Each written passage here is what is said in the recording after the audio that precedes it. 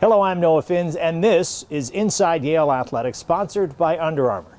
It's hardly soccer season, yet here we are at Reese Stadium, where Carlin Hudson, a Yale senior, is working hard. That's because she has the rare opportunity to play soccer at the professional level. 2018 NWSL College Draft, the North Carolina Courage select Carlin Hudson from Yale University.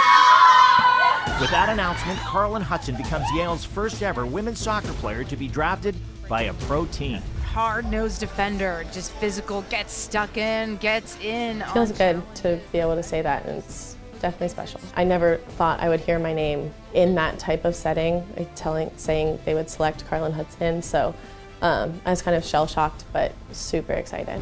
It's rare for a defender from an Ivy League school to be drafted.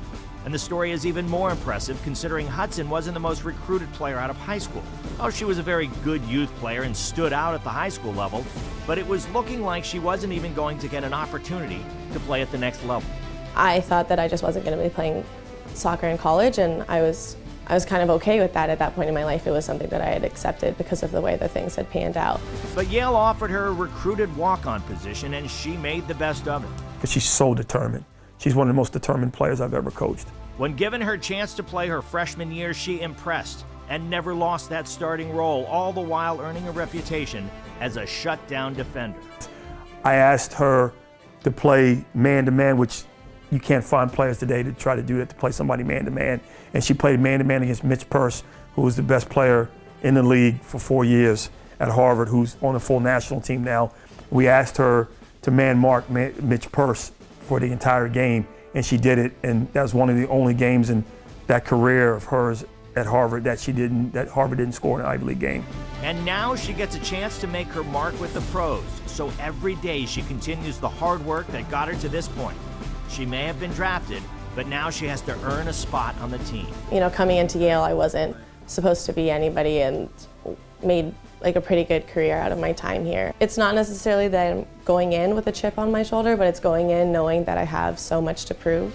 When she gets to training camp, she'll have 5 weeks to impress the coaches and earn a contract. 5 weeks competing with and against the best players in the world, the same players who are playing on the U.S. national team.